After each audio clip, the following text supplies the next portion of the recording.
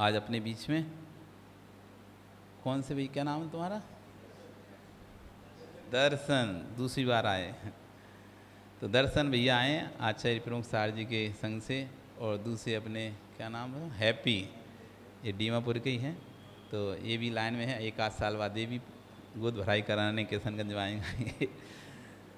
एक साल पहले दर्शन दूसरे को लेके आया था, दूसरे ब्रह्मचारियों को लेके आया था गोद भराई कराने के लिए, आज खुद गोद भराई के लिए। मतलब देखो परिणाम ऐसे ही रहते हैं, दूसरों के दीक्षा कराते कराते अपने भी दीक्षा के परिणाम हो जाते हैं। ये परिणाम बिल्ले होते हैं, इसलिए हमें इनकी अनुमोदना करते रहना चाहिए। जब जब कहीं गोद भराई हो, कोई ब्रह्मचारी आए तो उनकी अनुमोदना करो, हाँ भैया दीक्षा के मार्ग पर बढ़ रहे हो, अच्छी बात है, ऐसे ही आगे बढ़ो। हम और हमारे भी ऐसे भावों कि कभी हम भी ऐसी दीक्षा के मार्ग पर आगे बढ़ें। तो आज अपने बीच में एक दीक्षार्थी, आचार्य विश्व सार जी महाराज संघ में भी 5 दीक्षाएँ होनी हैं। उन दीक्षार्थियों का भी संदेश आया था कि शायद आ सकते हैं, उनके पास इतना शेड्यूल टाइट है, इतना शेड्यूल टाइट है कि मुश्किलें हैं आएंगे, लेकिन कोशिश चल रही है। तो वो भी शायद 5 दीक्षार्थी कभी भी आ सकते हैं। आज अपने बीच में दर्शन भैया आए, कल कभी हैप्पी भी आएगा बीच दीक्षा की गोद भराई करने। तो आज अपन सब मिलकर दर्शन भैया की गोद भराई करेंगे और ये अनुमोदना करेंगे कि अच्छे से इनकी दीक्षा हो और ये चार्ट का पालन अच्छे से करें। इसी मंगल भावना के साथ अपन इसकी गोद भराई करेंगे, और तुम भी इसी मंगल भावना से गोद भराई कराना कि जिस सम्मान से लोग मेरी गोद भराई कर रहे हैं, वे सम्मान में इनका बरकरार बनाए रखूं, इनके सम्मान को नीचे ना गिरने दूं, ऐसी भावना से तुम भी आचार्य प्रमुख सार जी महाराज को भी हमारा नमोस्तु बोलिएगा कि ऐसे ही उनका संग दिन रात बढ़ता रहे और वह और कई जीवों का कल्याण करते रहें। उनका भी बहुत अच्छा स्नेह, अभी आसाम के भ्रमण में 3 बार हमारा उनके साथ मिलना हो गया। एक बार बंगाई गांव मिले थे, दूसरा गुवाहाटी मिले थे, तीसरा तेजपुर में मिले थे। 3 बार उनसे हमारा मिलना हुआ, तीनों बार बड़ा स्नेह उनका हमारे ऊपर रहा, और अच्छे से हमको 2 दिन का या 3 दिन का, जितने दिन का प्रभाव 2 बार 3 बार मिला, अच्छा स्नेह उनका रहा। और सदैव यही कहते थे कि कोई भी ज़रूरत हो तो हमें बता देना, हम तुम्हारा काम करा देंगे। महाराज आपका कहना ही बहुत है, आशीर्वाद आपने दिया है, अब सब अच्छा। और गुरुओं के आशीर्वाद से, अपने वृद्ध बुजुर्गों के आशीर्वाद से, अपने ज्येष्ठों के आशीर्वाद से सदैव सब काम अच्छा होता है। यही कारण रहा कि हमारा पूर्वोत्तर का जो भ्रमण था वो निर्विघ्न सानंद संपन्न हुआ, क्योंकि हमारे ऊपर ज्येष्ठों का आशीर्वाद था, हमारे गुरुओं का आशीर्वाद था, सभी साधुओं की सद्भावनाएं थी। अभी जो भी शिखर जी जाते हैं ना, तो वहाँ पर बहुत सारे साधु मिलते हैं, तो उसमें कई पहचान वाले मिलते हैं। वे तो हमारे महाराज जी हैं, उधर ही हैं, उधर ही हैं, आप उनको बोलना। हाँ, तो सबका स्नेह प्यार, सबकी दुआएं साथ में रहती हैं, तभी सब कार्य सफल होता है। तो उनका आशीर्वाद रहा है। आज उनके संग से ही दर्शन भैया, हैप्पी भैया दोनों आए हैं। हम उनकी दीक्षा की अनुमोदना करते हैं कि वो भी दीक्षा लेकर अपना कल्याण करें। इसी मंगल भावना के साथ बोली भगवान महावीर स्वामी की परेश्वर प्रमुख सागर जी महामुनि राज जी की जय। बोलिए साथ साथ विराजमान मुनि श्री 128 सागर जी महामुनि राज जी की जय। बोलिए 3 कम 9 करोड़ मुनि राजों की। सर्वप्रथम साथ साथ विराजमान हमारे सामने दर्शन भैया जी, इनकी दीक्षा 1 नवंबर को तुमकुर जिला में आचार्य प्रमुख सागर जी महाराज जी के कर कमलों से होने जा रहा है। मंचासीन परम श्रद्धे परम वंदनीय हरि सागर जी को कोटि कोटि नमन, सुल्लभ जी को वंदन, दर्शनार्थी भैया को नमन, उपस्थित धर्म प्रेमियों, माताओं और बहनों, बड़ी खुशी की बात है कि आज हमारे बीच में दीक्षार्थी दर्शन भैया जी बहुत दूर से चल के आए हैं। अभी 2 घंटा पूर्व ही आचार्य श्री प्रमुख सागर जी से बात हुई थी, उन्होंने सारी बातें बताई। दीक्षा लेना और इतनी अल्प वायु में 26 वर्ष की उम्र में, वो भी मुनि दीक्षा लेना। ऐसा नहीं है कि क्षुल्लक जी बनेंगे, ये वैलक जी बनेंगे, कि सीधे मुनि दीक्षा लेने जा रहे हैं 1 नवंबर को। इस समाज के लिए गौरव की बात है, दिगंबर जैन समाज के लिए गौरव की बात है कि धर्म की रक्षा इन संतों से होती है। अगर आज संत नहीं होते तो हमारा धर्म आज विलोप हो जाता, विलीन हो जाता। आचार्य शांति सागर जी महाराज ने ये परंपरा चलाई और आज सारे देश में संत धर्म की प्रभावना को फैला रहे हैं। कितनी कठिन तपस्या है आज के युग में, इस भौतिकवाद के युग में नग्न रहना और साधना करना। और कितनी कठिन साधना हम और आप जानते हैं कि मुनियों की क्या क्रियाएं होती है। ये छोटे से भैया, दर्शन भैया, एमकॉम किए हुए हैं, पढ़े लिखे हैं, विद्वान हैं, बहुत से प्राइज़ जीते हुए हैं, बहुत से कार्यक्रम में फर्स्ट आए हुए हैं, लेकिन उनकी अंतरात्मा जाग गई। मुनि बनना इतना आसान काम नहीं है कि आज की इस भौतिकवाद जीवन को छोड़ करके और अध्यात्मवाद के जीवन में गुजरना, और वो भी नग्न मुद्रा में अपने जीवन को व्यतीत करना और आध्यात्मिक के जीवन को पालना और भगवान महावीर का संदेश जन जन तक पहुंचाना। आज मुनि श्री हमारे बीच में बैठे हुए हैं। आज धर्म की प्रभावना, आज किशनगंज में लग रहा है कि धर्म की प्रभावना की गंगा बहती है। जब से मुनि आए हुए हैं तब से कुछ न कुछ कार्यक्रम धर्म की प्रभावना के होते रहते हैं। लोगों को ज्ञान की बातें बताते हैं। हम कितना ग्रहण कर पाते हैं, हम कितना उसमें अपने आप को लीन हो पाते हैं, ये हमारे पर है। लेकिन मुनिवर की इच्छा यही रहती है कि गृहस्थ जीवन में रहकर भी आप अध्यात्मवाद को ग्रहण कर सकते हैं। हम दर्शन भैया के दीक्षा के उपलक्ष्य पर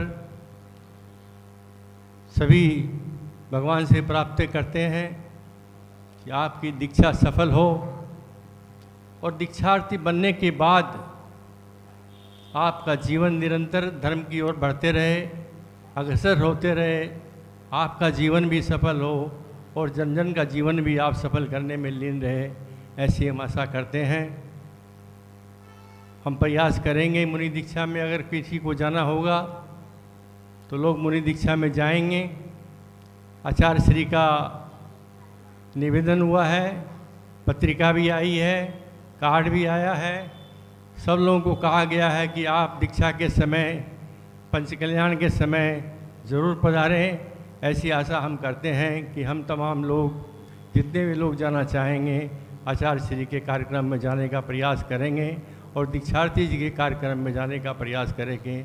इन्हीं चंद बातों के बाद मैं अपनी वाणी को समाप्त करता हूँ। जय महावीर।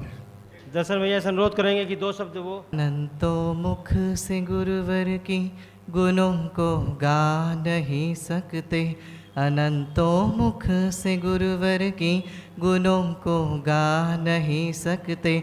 जहाँ गुरुदेव पहुँचे हैं वहाँ हम जा नहीं सकते, जहाँ गुरुदेव पहुँचे हैं वहाँ हम जा नहीं सकते। कि खुश हो दिल गुरु ने हाथ अपना रख दिया जिस पे, कि खुश हो दिल गुरु ने हाथ अपना रख दिया जिस पे।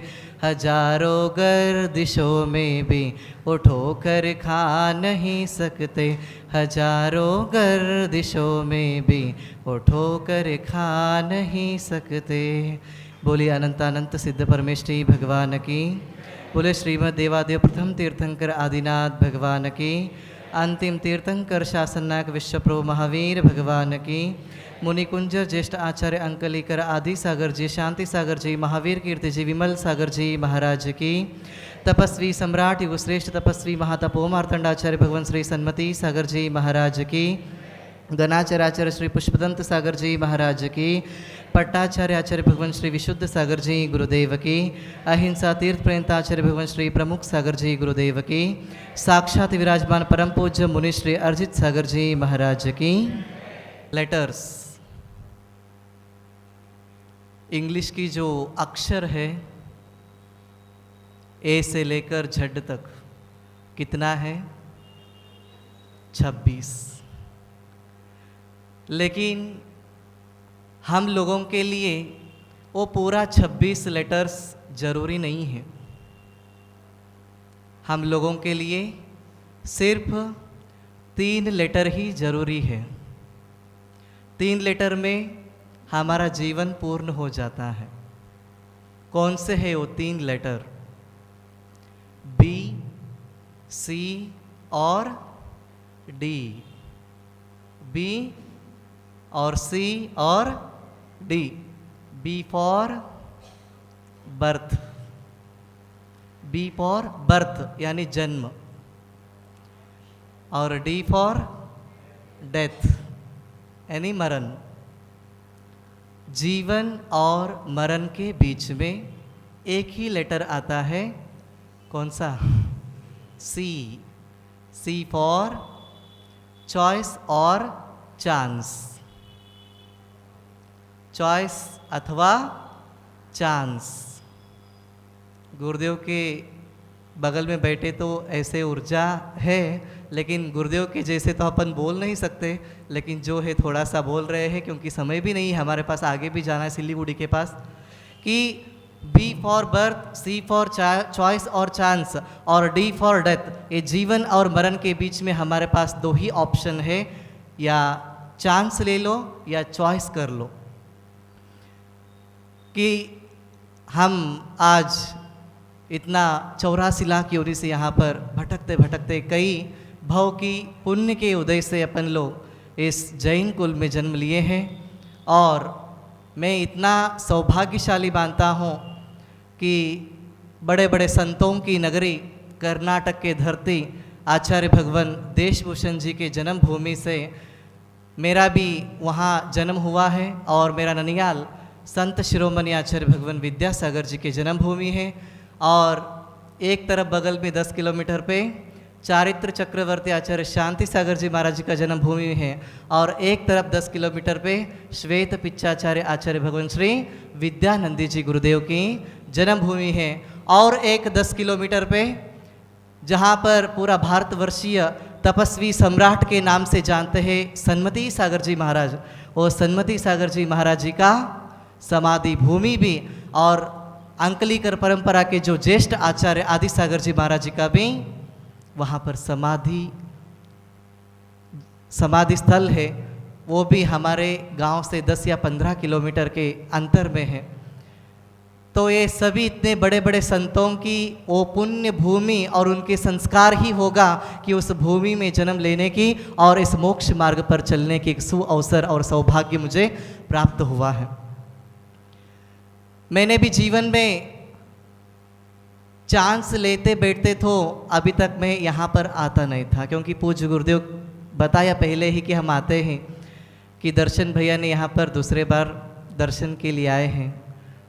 भगवान, मुझे याद है कि मैं आज तीसरे बार आपके दर्शन के लिए आया हूँ, और एक बड़ी बात है कि जब दूसरे बार मैंने पहले बार आया था तो आपका आहार चल रहा था पांडिचेरी में, तो मैंने दरवाजे के बाहर से ही दर्शन किया था। जब दूसरे बार आया जोरहाट में ही, तो वहाँ पे नज़दीक से दर्शन करने की सौभाग्य मिला, और आपने सहजता से बोला था कि अभी एक भैया जी को लेकर आए हो, तो जब दूसरे बार आओगे तो ज़रूर आप गोद भराई के लिए खुद मेरे पास आना बोले थे। वो भी आपका जो बोला हुआ वाक्य है वो भी आज सपना पूर्ण होने जा रहा है, कि आज मैं यहाँ पर खुद गोद भरने के लिए यहाँ पर आपके सानिध्य में पहुँचा हूँ। कि हर जगह हम गुरुदेवों की जितने भी यहाँ पर भारतवर्षीय जहाँ जहाँ पर जा रहे हैं सभी साधु भगवंतों की आशीर्वाद के लिए हम पहुँचे हैं, क्योंकि उन सभी भगवंतों की आशीर्वाद मेरे पर रहे, क्योंकि वही आशीर्वाद मेरे को आज आगे आने वाले दिनों में वही सफलतापूर्वक मेरा मुनि दीक्षा भी हो जाए। और यही भावना के साथ मैंने चांस को छोड़ा और चॉइस को प्राप्त किया, तो संसार को छोड़कर इस मोक्ष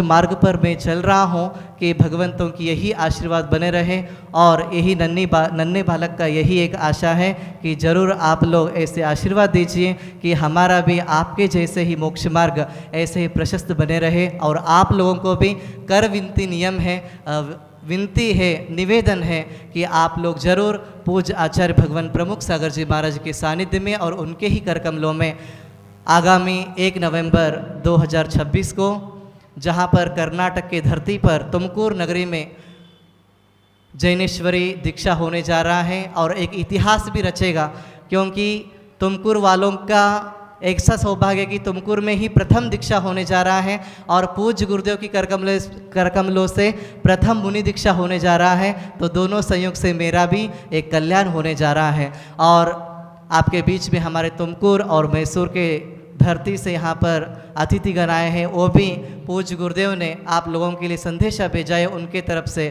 कि आने वाले जब दीपावली पूर्ण होने के बाद कर्नाटक की मैसूर नगरी में 30 नवंबर से लेकर 5 दिसंबर तक पंच कल्याणक महामहोत्सव होने जा रहा है, तो उसी में भी आपको ज़रूर पधारना है और इंद्र इंद्राणी बनने की सौभाग्य भी प्राप्त करना है।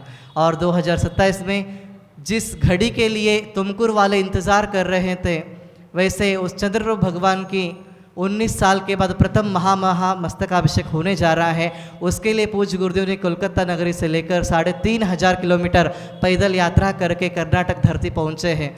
ऐसे वो महामस्तकाभिषेक सिर्फ पूज्य आचार्य भगवान के नहीं हैं, 1 से नहीं, 2 नहीं, 300 से भी ज़्यादा साधुओं की उपस्थिति में वो महामस्तकाभिषेक होने जा रहा है। तो ज़रूर आप लोग किशनगंज वालों, आप लोग भी उस मौका को न छोड़ें। तो ज़रूर आप लोग भी तुमकुर धरती पे 2027 महामस्तकाभिषेक में ज़रूर सभी लोग आ जाए, यही भावना के साथ। हाँ, पूज्य आचार्य भगवान ने पूज्य मुनि श्री अरिजीत सागर महाराज जी के लिए बताया है कि आपको भी 300 साधुओं में आपको भी एकत्रित होना है वहाँ पर, कि आपका भी सानिध्य जरूर उस महामस्तकाभिषेक के लिए चाहिए। यही मंगल भावना के साथ बोले आचार्य श्री प्रमुख सागर जी महाराज की। अब सर्वप्रथम पहले हम आरती करते हैं, आरती के बाद फिर यहाँ जो कार्यक्रम चलेगा तो हम 5 मिनट उस कार्यक्रम रहेंगे, उसके बाद हम चले जाएंगे अपने कक्ष में। आप लोग सभी लोग आराम से धीरे धीरे गोद भराई करना भैया जी को।